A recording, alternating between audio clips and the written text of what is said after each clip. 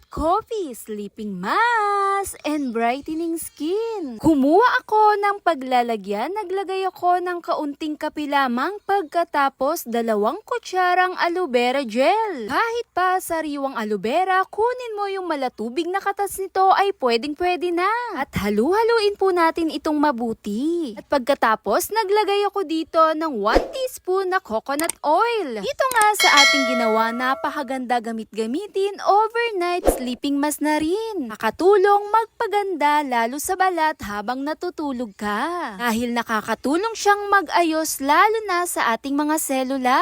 Pagkatapos kong halu-haluin yung texture niyang creamy din ang datingan niya dahil na rin sa pinagsama nating sangkap kasama ng aloe vera gel at coconut oil at yung kaunting kape na ating nilagay. Napakaganda ng dala ng kape dahil mayaman na rin to sa antioxidant at pinapataas nito ang antas ng ating collagen at pinipigilan ang premature aging. At heto nga ay napakasimple at napakaganda ng dala para sa ating balat. Pinoprotektahan ng iyong balat lalong-lalo na meron tong antibacterial properties at magdagdag glow lalong-lalo na sa ating kutis. Bago po matulog sa gabi ay pwedeng-pwede mo nang gamitin to. Napakaganda ng resulta kinabukasan. Dahil din sa dala ng aloe vera, napakaganda para sa balat. Kung ikaw ay nakakaranas ng pagka-dry skin, napakaganda nito magbigay moisture, nagbibigay hydrate para sa ating mga balat. Nakakatulong din ito makatanggal lalo na rin sa mga dark circle. Nagbibigay blemishes lalo sa ating mukha. Nagbibigay kinis at ginhawa. Napakagaan gamitin lalo sa balat. Like this video for more tips. Bye!